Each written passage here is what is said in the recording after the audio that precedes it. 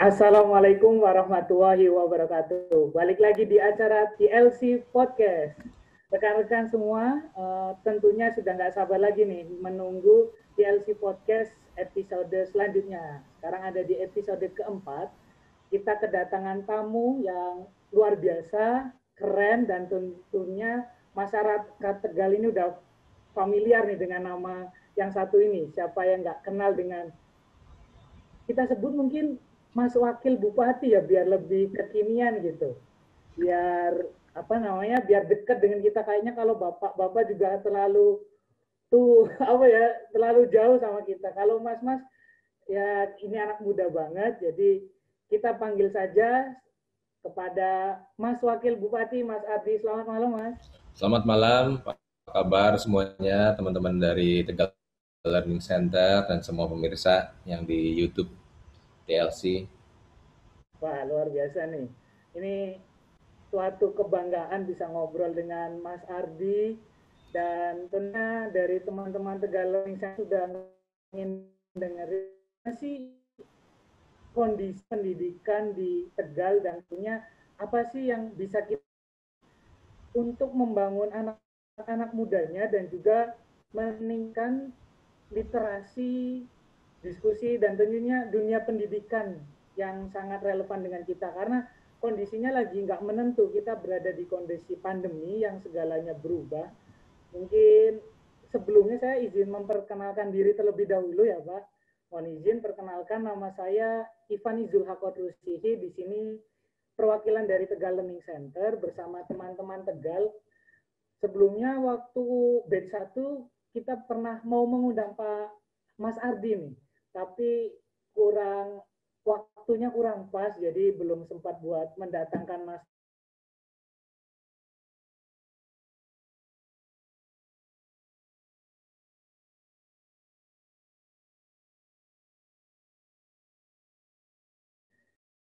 di batch kemarin yang di bulan September sampai Desember. Kita coba nge-hire beberapa sekolah dari kota dan kabupaten untuk kita gabung bareng-bareng belajar menggunakan platform Tegal Learning Center bersama rekan-rekan mahasiswa yang alhamdulillah ada dari mahasiswa luar negeri juga, mahasiswa PTS, dan juga yang kedinasan, Pak.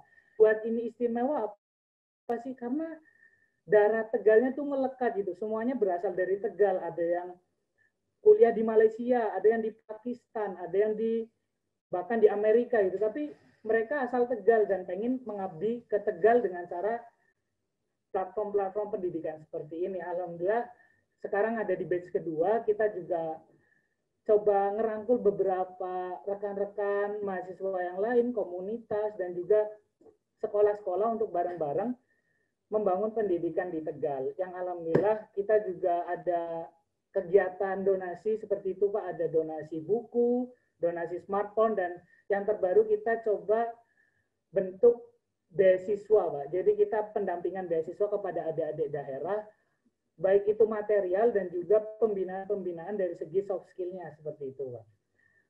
Mungkin itu sekilas tentang Tegal Learning Center, Pak. Kita pengen jadikan platform ini sebagai wadahnya anak muda, mahasiswa yang dari Tegal tidak punya tempat buat berkontribusi. Kita coba beri wadah Tegal Learning Center, karena selama ini wadahnya masih terkotak-kotakan seperti itu, Pak. Misalkan saya kebetulan alumni dari PKN STAN, pulang ke Tegal membawa bendera PKN STAN-nya seperti itu.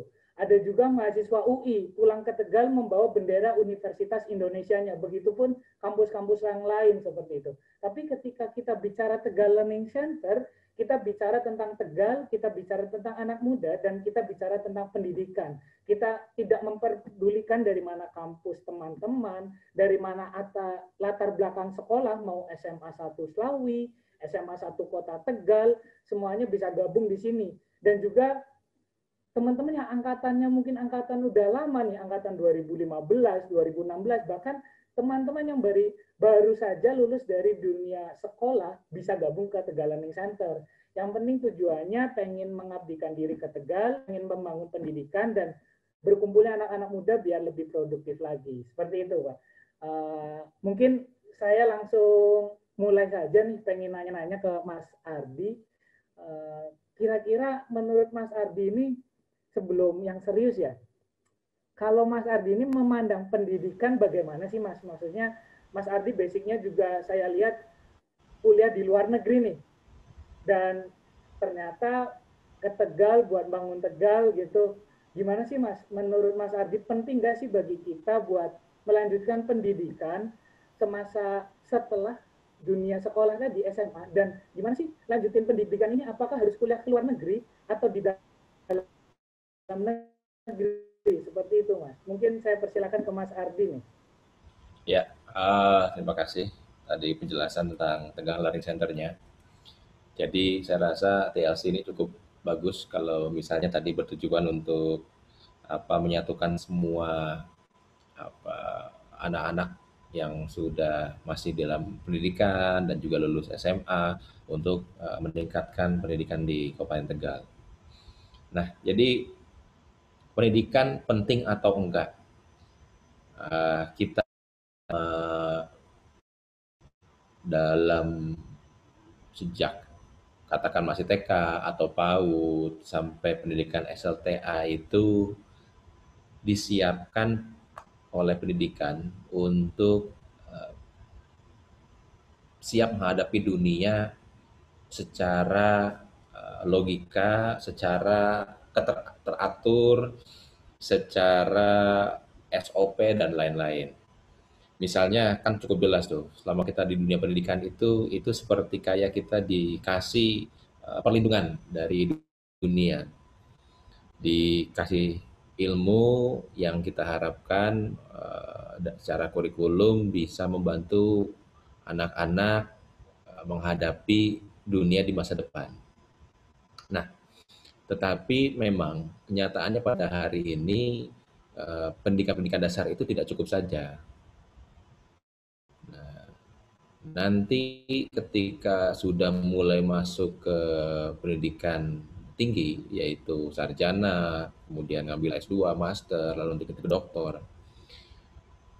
Ketika kita masuk ke S1 itu kalau dari bedanya dengan pendidikan di SLTP, SLTA di Indonesia, kita diberikan pilihan untuk memilih subjek yang mau diambil.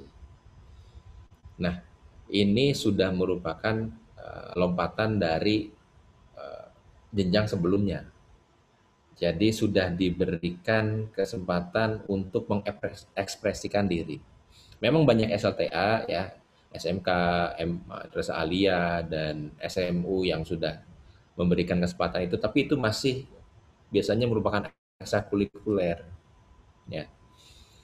Nah, kalau sudah masuk ke S1 itu biasanya kan kita ada sistem SKS. Nah, ada mata kuliah dasar wajib ya kalau nggak salah ke Indonesia itu. Nah, ini biasalah. Tapi selebihnya itu diberikan kebebasan untuk kita. Nah, pengalaman inilah yang sebenarnya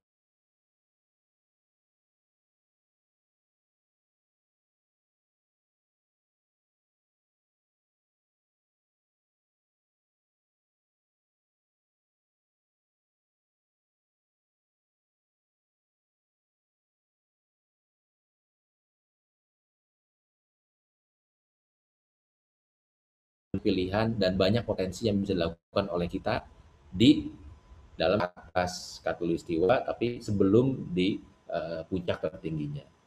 Nanti ketika sudah doktor, itu sudah lebih jauh lagi. Sudah dokter itu malah kemudian, kalau dari kemarin, kalau sudah S3, sejak awal kita sampai S1, S2 itu masih memahami situasi, ketika sudah S3, maka kita diharuskan untuk mencari teori baru.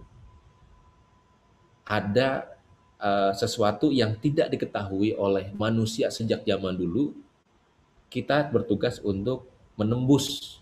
Kalau ada batas pengetahuan itu, kita harus menembus garis itu dan memiliki teori sendiri.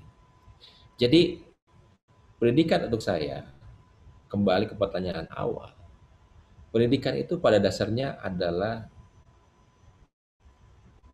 alat untuk kita, baik uh, human being secara global, seluruh manusia, adalah cara kita untuk pertama memahami dunia kita ini, kedua setelah dipahami bagaimana kita harus bertindak, bagaimana kita bereaksi dan kita bisa survive, dan yang terakhir apabila teman-teman di sini bisa kemudian bisa ngambil S3, doktor, PhD dan lain-lain, bisa mendorong kemajuan ras manusia kepada teknologi-teknologi yang lebih tinggi lagi sehingga kualitas hidup kita bisa meningkat. Jadi menurut saya tentu saja kalau gitu pendidikan ya sangat penting. Tidak boleh kita melewatkan hari tanpa memberi atau mencari ilmu, memperluas pengetahuan, dan tidak boleh kita berhenti untuk lebih memahami lagi dunia sekitar kita. Baik, wah menarik banget nih. Kata Mas Ardi tadi, pendidikan alat untuk kita baik pribadi atau global untuk memahami dunia. Benar banget nih. Ngomong-ngomong juga saya jadi teringat ini Pak, kata-katanya Pak Nelson Mandela gitu. Pendidikan adalah senjata yang paling ampuh untuk mengguncang dunia gitu, untuk kita bisa menaklukkan dunia yang lewat pendidikan gitu. Dan saya juga percaya bahwasanya di dunia yang sekarang ini serba mudah gitu ya Pak, kita serba terhubung. Saya rasa anak-anak Tegal ini orang-orang dari daerah, orang-orang dari desa, nggak ada bedanya lagi sama mereka-mereka yang ada di Jakarta gitu, sama mereka-mereka yang ada di kota-kota besar mungkin. Karena segalanya kita bisa terhubung gitu. Bahkan saya yang bukan siapa-siapapun sekarang bisa ngobrol bersama Mas Ardi gitu, yang mana saya belum pernah ketemu Mas Ardi selama ini walaupun saya ada di Tegal gitu, tapi saya bisa ngobrol dan bisa memahami apa yang ada sih di Tegal dan pemikiran-pemikiran Mas Adi bisa saya selami seperti itu. Harusnya ini jadi semangat buat kita semua nih supaya bisa memanfaatkan platform-platform seperti ini untuk meningkatkan kemampuan kita, baik itu soft skill, hard skill, dan juga yang menunjang pendidikan-pendidikan kita ke depan. Saya setuju banget sih tadi bahwasanya pendidikan untuk kita bisa memahami, bertindak, dan tentunya bisa survive. Tapi ngomong-ngomong Tegal juga nih Pak, menurut, aduh saya manggilnya kok Pak terus Mas Ardi, mohon maaf Mas. Ya.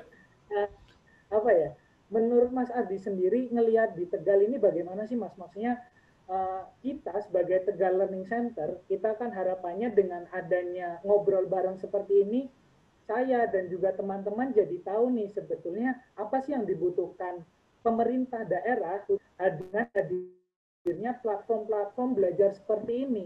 Karena kita alhamdulillah Pak, kita punya platform website yang dibangun oleh anak-anak daerah Pak.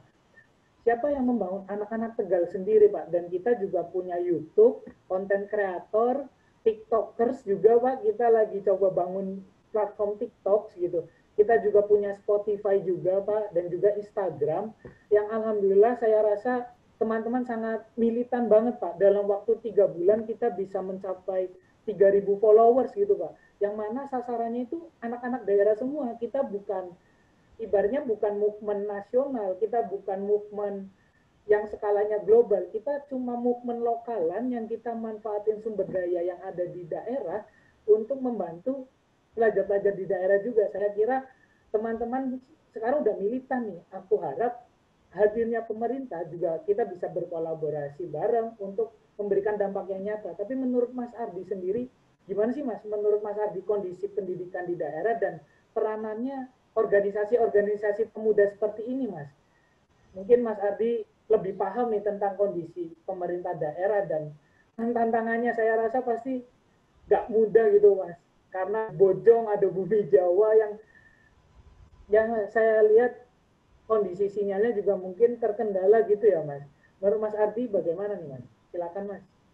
Ya, jadi realita yang ada di Kabupaten Tegal ya, saya bicaranya di kabupaten karena memang saya tugasnya di situ.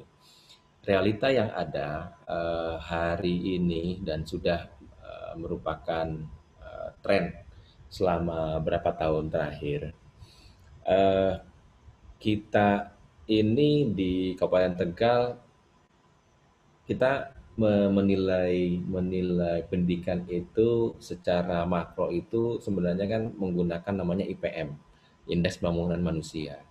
Dalam IPM itu ada indeks pendidikannya dua, yaitu rata-rata lama sekolah dan juga harapan lama sekolah. Nah, Kabupaten Tegal di indeks yang terakhir itu masih berada di bawah rata-rata Jawa Tengah.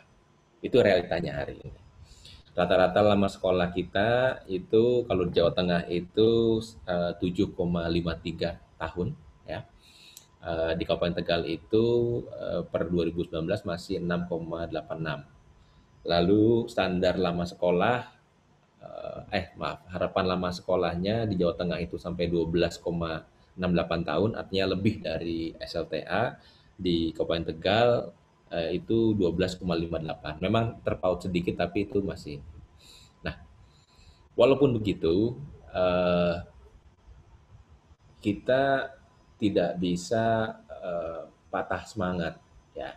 Jadi bagaimanapun juga kita di Kabupaten Tegal tetap memang fokus utamanya adalah mengkampanyekan pentingnya sekolah.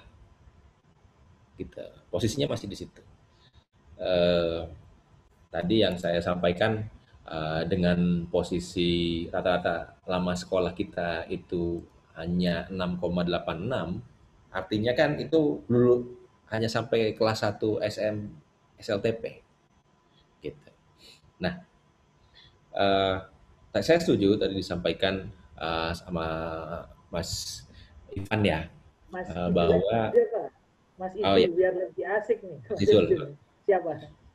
sampaikan sama Mas Izul bahwa teknologi ini kemudian membantu untuk kalau bahasa kita tuh mempenetrasi eh, dan juga mengekspos apa namanya jadi orang yang tidak terfikirkan sebelumnya untuk melanjutkan, minimal kalau dia lihat eh, ada gerakan-gerakan seperti ini lalu juga ada platform-platform seperti TLC ini, mereka lebih tergerak untuk melanjutkan formalnya dulu gitu. Kita memang harus kerja keras untuk menarik para pelajar supaya mereka tidak minimal 9 tahun kan gitu. Jadi dari 6,86 jadi 9 gitu.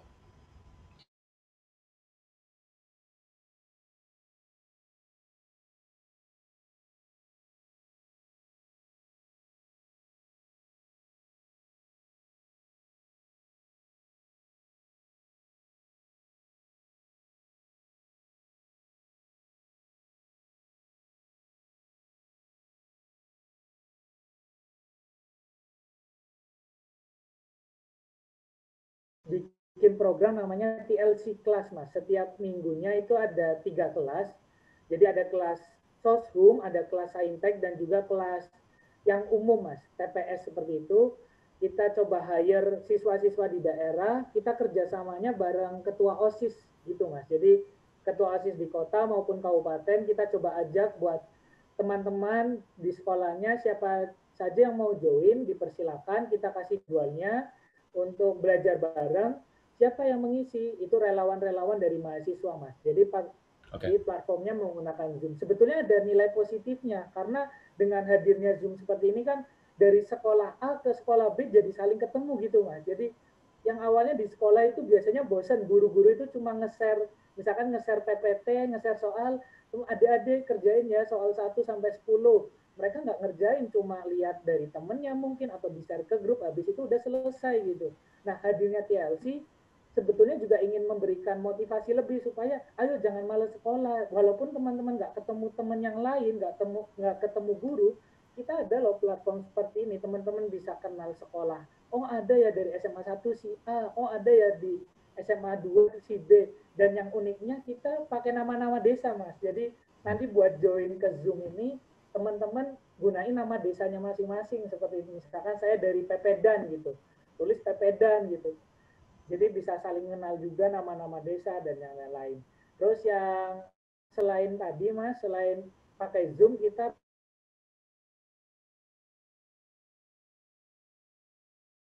tuh Nah, nanti di live Instagram yang bareng itu kita coba temukan antara siswa dan mahasiswa. Kita nggak pengen yang jadi host itu mahasiswa, yang jadi narasumber mahasiswa juga gitu. Jadi nggak ada rasa saling memiliki kalau kalau seperti itu. Makanya kita coba treatment yang berbeda. Kita coba ajak siswa-siswa tadi yang mau, misalkan, Mas, saya mau cari tahu deh tentang PKN STAN tuh gimana sih? Saya pengen cari tahu tentang UI itu bagaimana gitu. Oke, kamu jadi hostnya ya, tapi nanti saya yang carikan narasumber.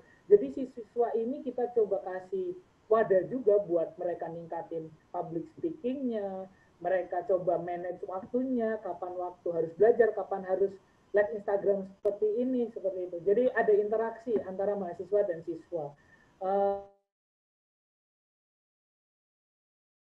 Di websitenya Tegal Learning Center, Mas, itu kita gratiskan tanpa memungut biaya sepeser pun, dan kita kerjasama bareng Gramedia Tegal buat peserta-peserta yang beruntung dan juara kita akan berikan feedback buku-buku gratis dari Gramedia seperti itu, Mas. Nah, harapannya kita bergeraknya kolaborasi kayak tadi sih, Mas. Kita coba kolaborasi dengan siswa, kita kolaborasi dengan Gramedia selaku stakeholder pendidikan juga, dan ke depan harapan saya juga ada kerjasama dengan pemerintah daerah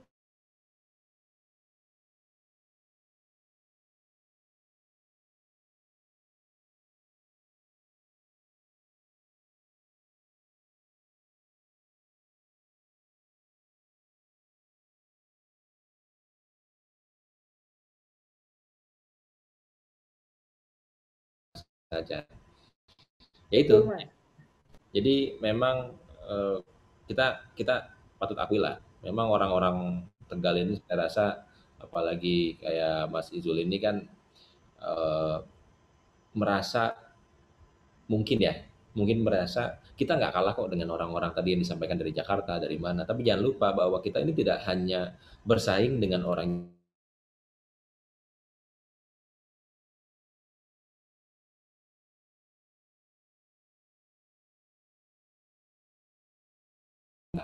Persaingan kita tidak hanya nasional, tapi sudah secara nggak langsung multinasional. Platform-platform yang tadi disampaikan sama Mas Izul itu kan semuanya kan dari luar. Zoom bukan buatan Indonesia, Betul. Instagram bukan buatan Indonesia, kan gitu. Nah, kenapa kita tidak bisa bikin sendiri padahal kita marketnya luar biasa, kan gitu. Dari negara-negara lain berlomba-lomba untuk masuk ke Indonesia sebagai pasar. Dari perusahaan-perusahaan dari Singapura, Amerika, semua pengen masuk ke Indonesia, pengen ekspor ke Indonesia, pengen ekspor teknologi ke Indonesia. Tetapi kemudian karena kita hari ini masih berkutat dengan ya tadi seperti saya sampaikan, di Jawa Tengah saja eh, apa masih masih belum sampai 9 tahun gitu. Nah, jadi ini usaha-usaha ini harus tetap dilakukan, apalagi kalau misalnya tadi ada dari teman-teman mahasiswa ya, teman-teman mahasiswa yang sudah melihat kondisi, mungkin sudah keluar kota, mungkin sudah berinteraksi dengan orang dari luar kota, dari luar negeri malah mungkin, dan melihat ke Tegal, baik kabupaten atau kota, tapi kok ada begitu banyak potensi yang tidak bisa dilakukan, yang kok kayaknya hanya sebatas potensi gitu. Kita kan jadi gemes semua itu. Nah, kalau dari pemerintah memang pasti kalau kita eh, pasti tidak akan bergerak secepat teman-teman dari swasta seperti ini. Kita eh, begitu banyak yang harus dikoordinasikan, aturan harus menjadi konsideran, kemudian ada juga wilayah kewenangan antara nasional, eh, kementerian kementerian pusat, dinas provinsi, dinas kabupaten, dan ini mau nggak mau ya memang memang memang begitu, sifatnya memang begitu. Kita harus hati-hati, nggak bisa gegabah. Nah, sehingga terobosan-terobosan dan inovasi inilah yang menjadi tugasnya dari pihak-pihak swasta. Terutama kalau dari pelajar itu sendiri itu kan luar biasa. Artinya kita di pemerintah sangat terbantu dalam meningkatkan minat belajar. Kita bicara itu dulu deh hari ini.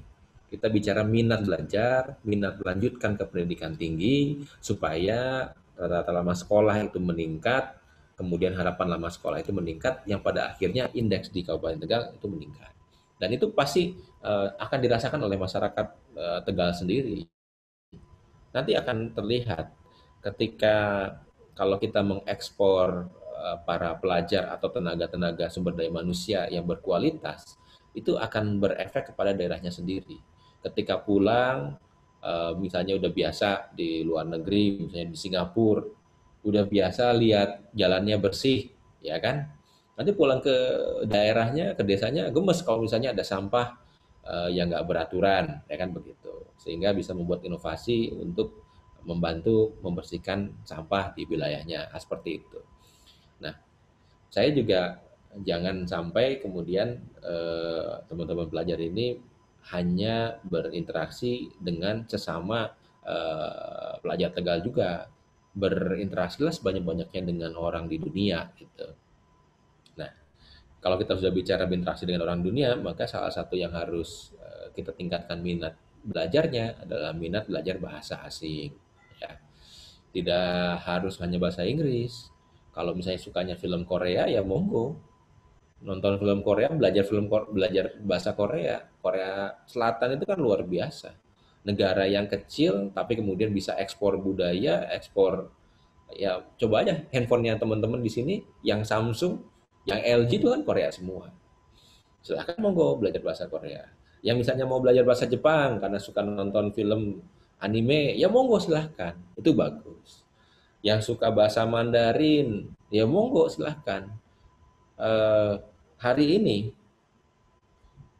research-research yang berdasarkan kepada artificial intelligence atau kemampuan komputer untuk berpikir sepertinya manusia, itu tidak dalam bahasa Inggris, tapi dalam bahasa Mandarin. Karena research-researchnya banyak terjadi di Cina, kan begitu. Nah, hal-hal ini akan kita pahami, kita jadi tahu kalau kita mau membaca, kalau kita mau berinteraksi, kalau kita mau berkomunikasi, dan tentu saja ada rasa keingintahuan. Nah, rasa keingintahuan ini sebenarnya merupakan dasar dari minat belajar. Untuk terus mengasah otak, untuk terus mencari ilmu, dan tidak pernah puas terhadap yang sudah diketahui. Kasihan sekali kalau orang yang sudah merasa paling banyak tahu. Karena saya yakin banyak sekali pengetahuan yang sebenarnya bisa kita eksplor, bisa kita cari tahu lagi dengan cara membaca, dengan kita cara sekolah, dengan kita cara berkomunikasi, dan ya ngobrol dengan orang juga sebenarnya merupakan cara untuk kita meningkatkan pengetahuan kita. Kan gitu Mas Izu. Wah, benar-benar. Setuju banget sih. Tadi bicara yang disampaikan juga Mas Ardi, kita bicara minat dulu deh. Memang benar, benar banget bahwa ini bicara tentang pendidikan aja udah dilirik aja enggak gitu loh Mas. Di Hmm. Tegal tuh yang dilirik ya kulinernya atau hal-hal viralnya seperti itu. Tapi bicara pendidikan bisa nggak sih kita coba setidaknya gitu, setidaknya adik-adik ini mau dulu deh, mau ngelirik dulu, oh ada apa sih di sana gitu, oh ada Tegal Learning Center gitu. Setidaknya itu saja udah luar biasa banget kalau teman-teman semua, kita semua di sini bisa ngebuat anak-anak daerah ngelirik hadirnya Tegal Learning Center seperti itu. Dan itu juga yang coba kita hadirkan ke teman-teman Mas.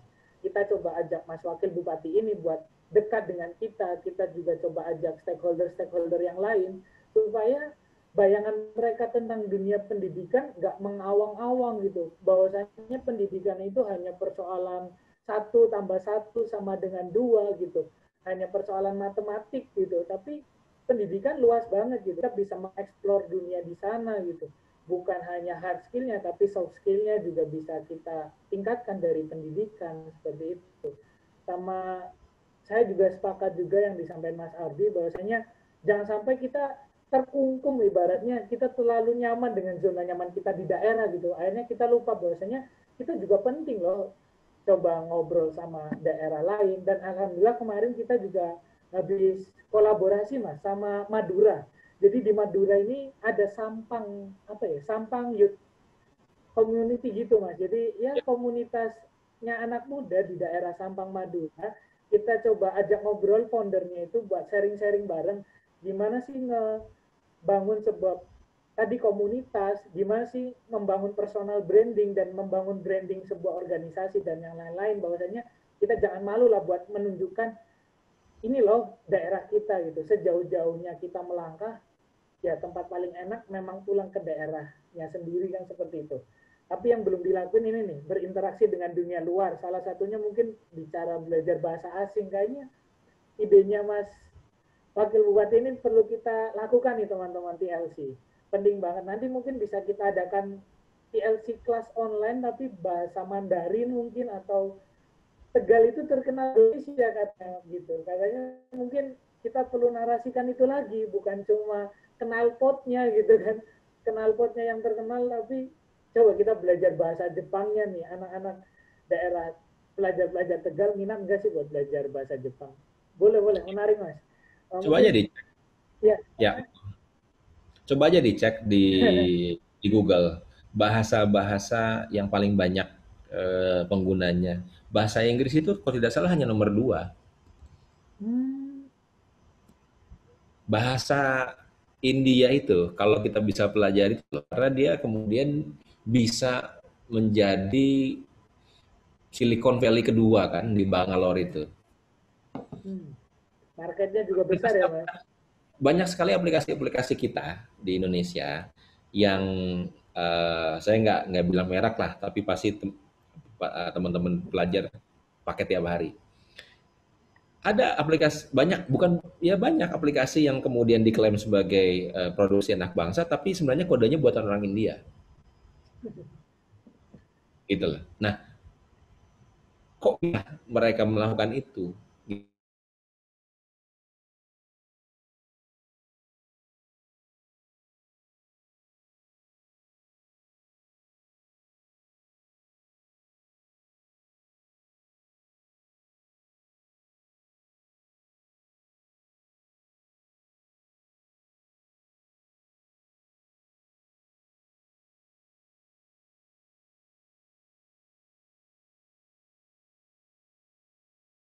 Sejarahnya sendiri. Mas Izul masih tahu nggak lahirnya tahun berapa? Masih tahu nggak tanggal lahirnya? Tahu nggak orang tuanya siapa? Keluarganya siapa? Sekolah di mana? Belajar apa? Itu kan semuanya sejarah. Nah, kita sebagai bangsa, orang Indonesia juga jangan lupa lahir di mana, siapa yang pernah menyakiti kita, lalu bagaimana perjuangan kita. Karena nanti jadi lupa tujuan kita apa, gitu loh. Oke, menarik, menarik, benar. Learning center harus bicara semua ya. Apalagi kalau bicara semua, ya memang tantangannya banyak banget ya Mas. Kompleks banget di dunia pendidikan. Ini dunia TLC saja saya rasa baru menyasar anak-anak sekolah menengah atas gitu Mas. Kita belum bicara anak-anak SMK gitu. Gimana caranya isu-isu yang strategi yang lagi hot ini kan sebenarnya link and match dunia SMK gitu dengan dunia industri. Kita bisa menjawab itu enggak gitu. Supaya katanya lulusan-lulusan SMK ini dibutuhkan gitu. Maksudnya industri ini sebenarnya butuh banyak lulusan-lulusan SMK. Tapi di satu sisi kita ngelihat data juga, siapa pengangguran terbanyak? Ya dari mereka-mereka, anak-anak SMK juga. Jadi ada apa sebenarnya itu? Kita juga belum bisa menjawab dan berkontribusi banyak di arah sana. Tapi ya ke depan mungkin dengan adanya TLC dan ketemunya banyak orang, ngobrol dengan banyak orang dan banyak lagi yang mau terlibat buat membangun pendidikan di daerah, saya rasa hal tersebut bisa ya kita atasi satu demi satu sih gitu. Karena sekarang juga bukan zamannya lagi saya rasa nggak ada namanya Superman lagi ya Mas. Kalau kata siapa Mas Ridwan Kamil, nggak dibutuhin tuh Superman di dunia sekarang, yang ada tuh super team seperti itu juga yang saya coba tanemin ke teman-teman TLC, bahwasanya di TLC bukan milik Ijul gitu, di TLC juga bukan miliknya si Putri atau si Tegar, teman-teman yang lain gitu, tapi TLC ya milik mereka yang memang dari daerah Tegal, entah di mana sekolahnya, di mana kuliahnya, di mana tempat tinggal desanya itu. Kalau mereka punya semangat buat bangun Tegal, TLC sangat terbuka untuk itu gitu. Lagi nih kayaknya masih banyak topik nih Mas yang pengen saya obrolin juga nih. Uh, Tadi bicara sejarah juga, di Tegal juga ada museum ya Mas.